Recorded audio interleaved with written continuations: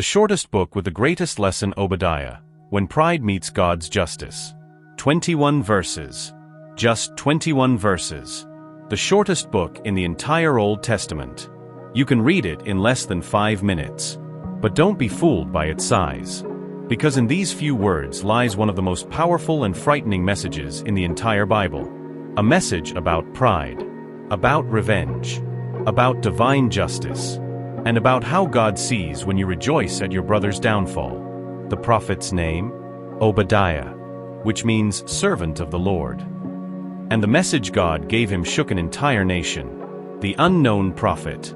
We know almost nothing about Obadiah. We don't know where he came from. We don't know who his parents were. We don't know how he lived or how he died. All we have are 21 verses. A single vision. A burning message from God. And this teaches us something important. God doesn't choose people for their fame, their history, or their resume. He chooses servants willing to deliver the message, no matter how difficult it may be.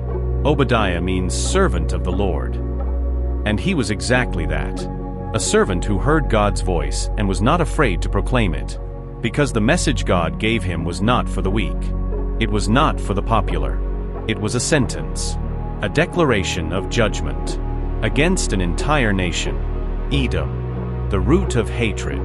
To understand Obadiah's message, we need to go back centuries in time. We need to go back to two twin brothers who fought from the womb. Jacob and Esau.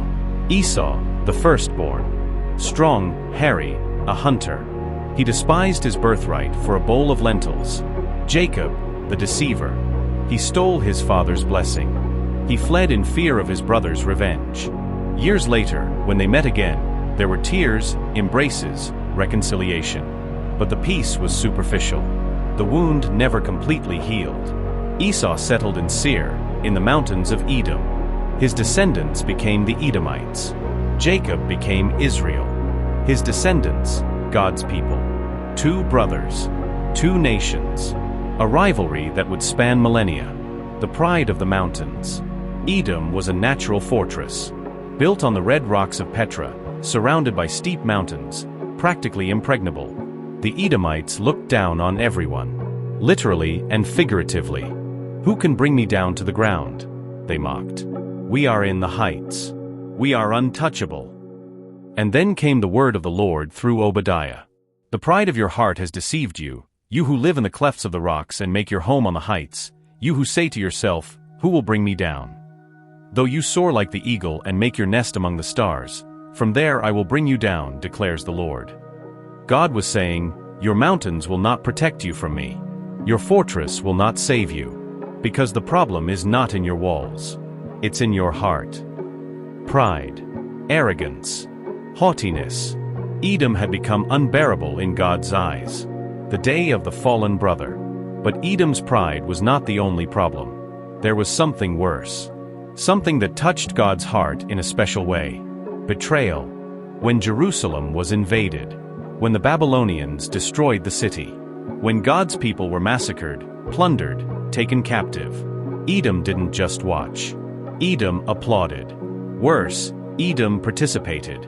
Obadiah records with painful detail.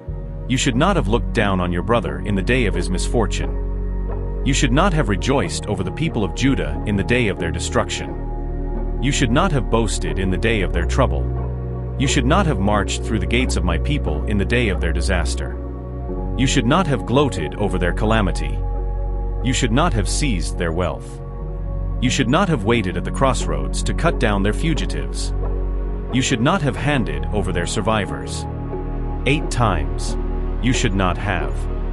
It was as if God were saying, I saw every gesture, every malicious smile, every celebration while my people suffered. I saw everything. While Jerusalem burned in flames, Edom laughed. While God's people wept, Edom celebrated. While the brothers bled, Edom danced. And God did not forget. The law of return. And then comes one of the most frightening declarations in all of Scripture. As you have done, it will be done to you. Your deeds will return upon your own head. The law of return. God's perfect justice. Did you rejoice when your brother fell? You too will fall. Did you steal when he was vulnerable? You too will be robbed. Did you hand over the fugitives to the enemies? You too will be handed over. Did you dance over your brother's ashes?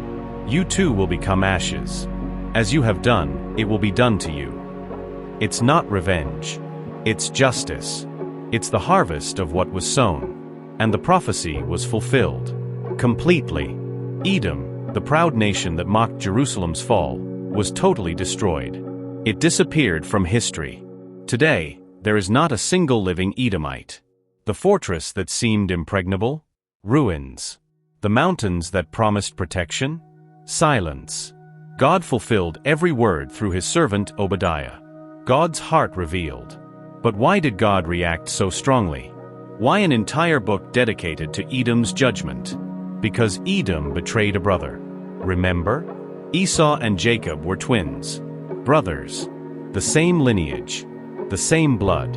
And when God sees one brother rejoicing at another's downfall, something breaks in the divine heart. Because God values relationships. God values family. God values loyalty. And when you, who should be at your brother's side in his time of pain, are laughing at his disgrace.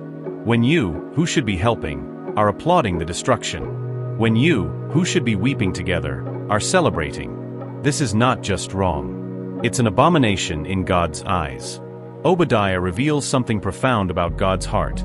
He does not tolerate when we celebrate the downfall of others, especially when those others are our brothers. The 3 eternal lessons.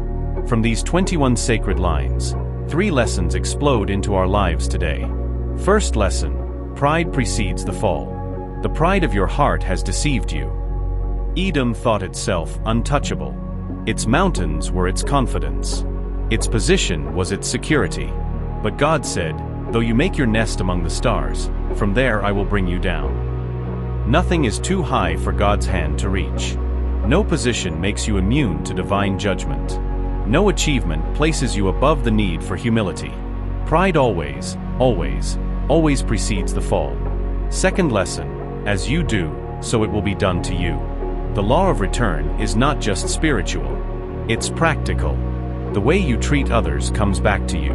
The joy you feel at another's fall, you too will fall, and someone will laugh at you.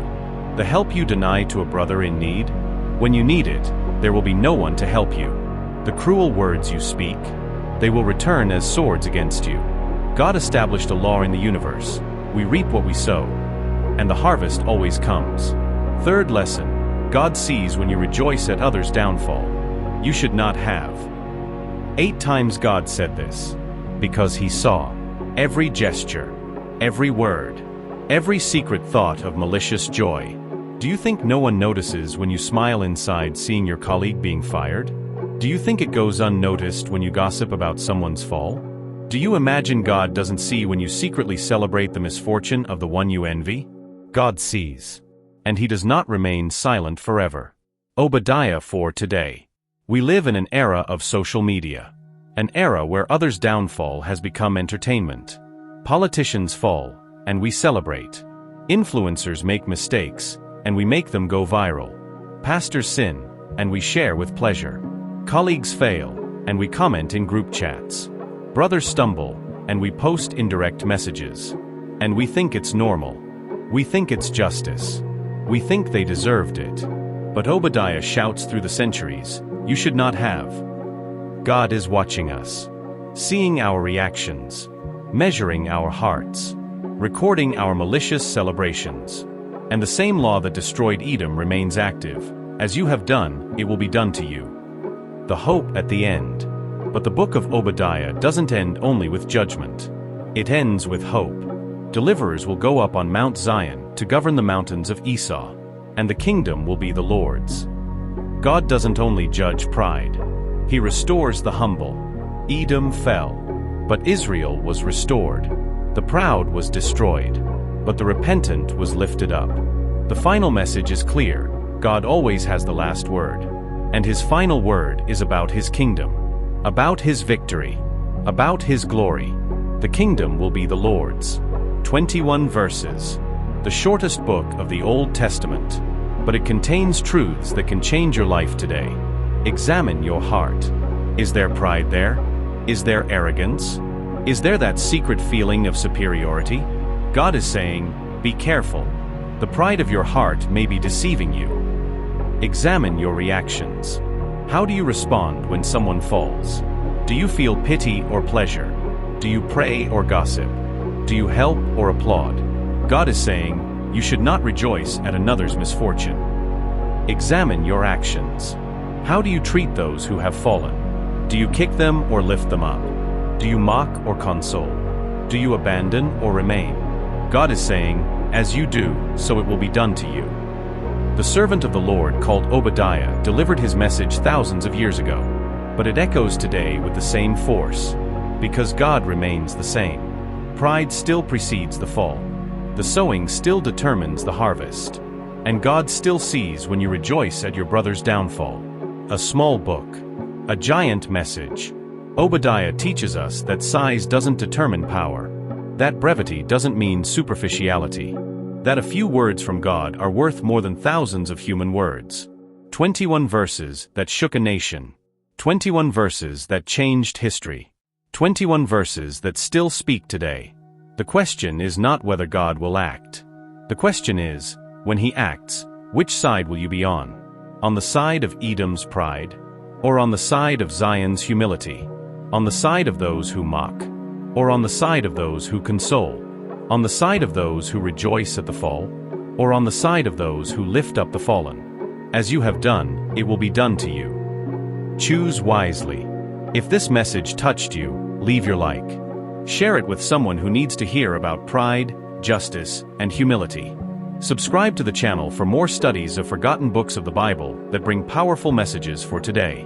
In the comments, tell me, which of these 3 lessons impacted you most today? The danger of pride, the law of return, or God seeing when we rejoice at others' downfall? May the Lord, who sees all and judges with justice, guard your heart from pride and your lips from mockery.